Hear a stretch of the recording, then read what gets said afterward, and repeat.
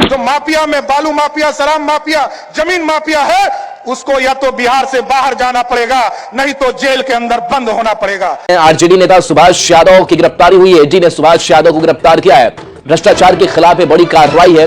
बालू के कारोबार से सुभाष जुड़े हुए हैं। लालू के बेहद करीबी सुभाष यादव माने जाते हैं।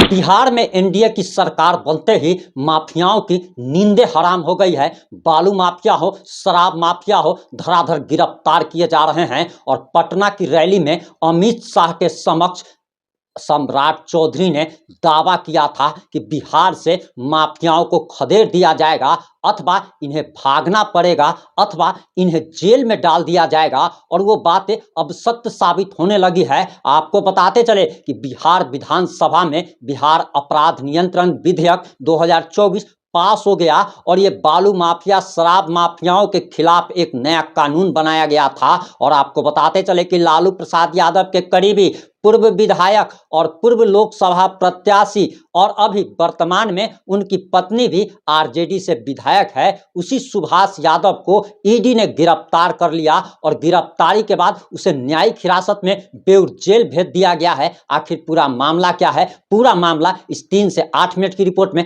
हम आपको बताने जा रहे हैं।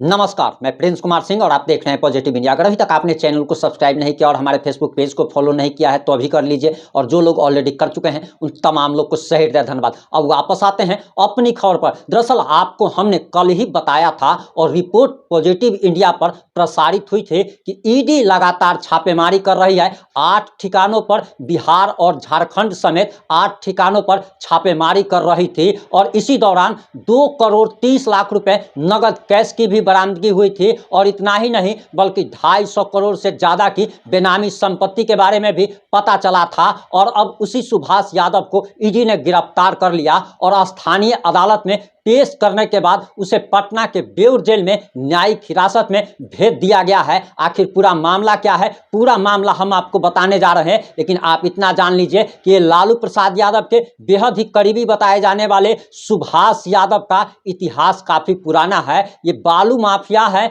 और ये इनका रेत के कारोबार से काफी बरसों पुराना नाता है। और बताया जाता है कि सैकड़ों करोड़ रुपया इन्होंने रेत के, बालू के अवैध खनन से कमाया है। और इतना ही नहीं, ये आरजेडी के पूर्व विधायक रह चुके हैं, आरजेडी के लोकसभा प्रत्याशी रह चुके हैं। चतरा से इन्होंने 2019 का लोकसभा चुनाव लड़ा था। हालांकि ये बीजेपी कैंडिडेट से चुनाव हार चुके थे। लेकिन आपको बताते चले कि सुभाष यादव की पत्नी वर्तमान में आरजेडी की विधायक है और इनकी पत्नी का आरजेडी के, आप कह सकते हैं कि एमएलए है। और आरजेडी से इनका ताल्लुकात काफी पुराना है। लालू प्रसाद यादव के ये काफी करीबी बताए जाते हैं। और अब यह बताया जा रहा कि सुभाष यादव की गिरफ्तारी के बाद लालू प्रसाद यादव की भी गिरफ्तारी हो सकती है, तेजस्वी यादव की भी गिरफ्तारी हो सकती है। वहीं अब लोग यह सवाल कर रहे हैं कि कब तक ईडी और सीबीआई सिर्फ और सिर्फ छोटी मछलियों को गिरफ्तार करती रहेगी? आखिर बड़ी मछली कब गिरफ्तार होगी? और ये सवाल लालू प्रसाद यादव और तेजस्वी यादव के बारे में पूछा जा रहा है कि आखिर सालों से जब ईडी और सीबीआई की जांच इन पर चल रही है, अवैध संपत्ति की जांच चल रही है, लैंड फॉर जॉब स्कैम मामला चल रहा है, लेकिन इन लोगों की गिरफ्तारी क्यों नहीं हो रही है? इनके आसपास के छोटे मछलियों की ही गिरफ्तारी सिर्फ क्यों हो रही है? और ये सवाल पूछा जा रहा है देश के प्रधानमंत्री नरेंद्र मोदी से, राज्य के उप मुख्यमंत्री सम्राट चौधरी से, जो कि दावा करते हैं कि ये बालू माफियाओं को, शराब माफियाओं को और जितने भी प्रकार के माफिया है इनको खदेड़ दिया जाएगा। तो आखिर ये जमीन के जो माफिया हैं, आखिर इनकी गिरफ्तारी कब होगी? ये लोगों का सवाल है। वहीं रिपोर्ट्स के मुताबिक जो जानकारी आ रही है उसके मुताबिक बताया जा रहा कि 14 घंटे लगातार ईडी की छापेमारी के बाद सुभाष यादव को गिरफ्तार कर लिया गया, स्थानीय न्यायालय में पेश किया गया और उसके बाद उन्हें पटना के बेऊर जेल में न्यायिक हिरासत में भेज दिया गया है। बताया जा रहा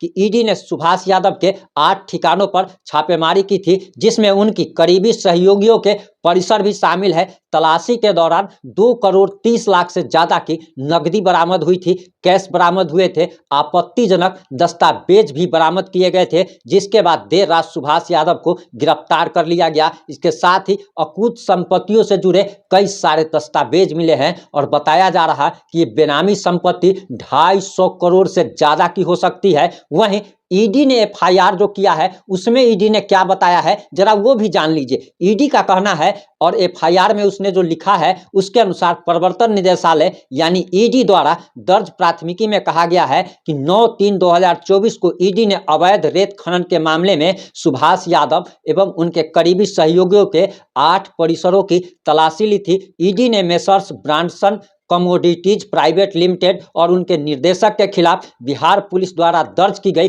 20 एफआईआर के आधार पर पीएमएलए जांच शुरू किया था। यानी कि इससे पहले बिहार पुलिस इन पर 20 एफआईआर कर चुकी थी, लेकिन इनको जेल भेजने में कामयाब नहीं हो पा रही थी, क्योंकि बिहार में महागठबंधन की सरकार थी और हमारे देश में तो कानून जो है वो अंग्रेजों के जमाने से चला आ रहा है और इसमें कई सारे लूप होल हो चुके हैं। अब इसी को लेकर बिहार सरकार ने नया कानून बनाया जिसका नाम बिहार अपराध नियंत्रण विधेयक 2024 रखा गया और इसी कानून के तहत सुभाष यादव की गिरफ्तारी हुई है और उनको जेल भेज दिया गया है। वहीं बताया जा रहा कि दरअसल आरोप लगाया गया था कि वे ई चालान का उपयोग किए बिना रेत के अवैध खनन और बिक्री में लगे हुए हैं और रेत के अवैध खनन को करके उन्होंने कई 100 करोड़ की संपत्ति अर्जित की है। वहीं पीएमएलए के जांच के तहत पता चला कि रेत की अवैध बिक्री से 161 करोड़ रुपए का पीओसी उत्पन्न हुआ और रेत की अवैध बिक्री को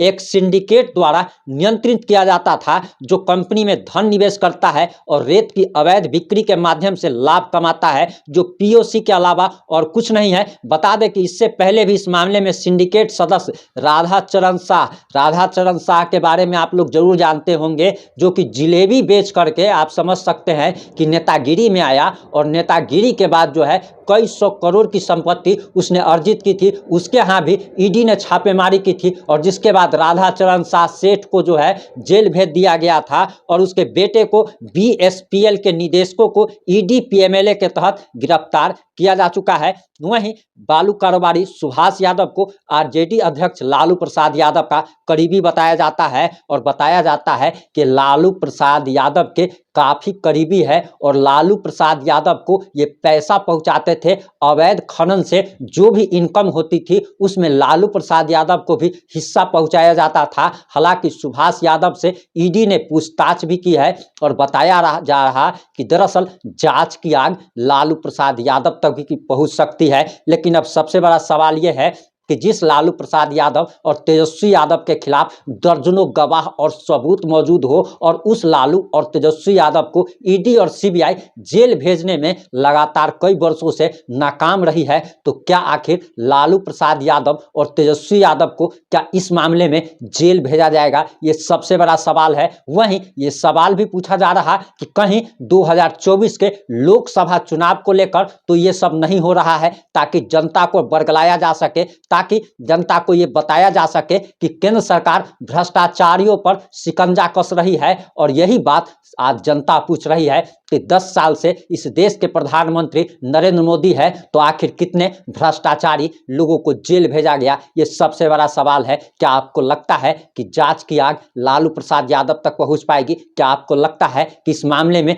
लालू प्रसाद यादव या तेजस्वी यादव को गिरफ्तार किया जा सकेगा? आप जो भी सोचते हैं, जैसा भी सोचते हैं, अपनी प्रतिक्रिया कमेंट बॉक्स में देना ना भूलें। जुड़े रहे हमारे साथ। जय हिंद, जय भारत।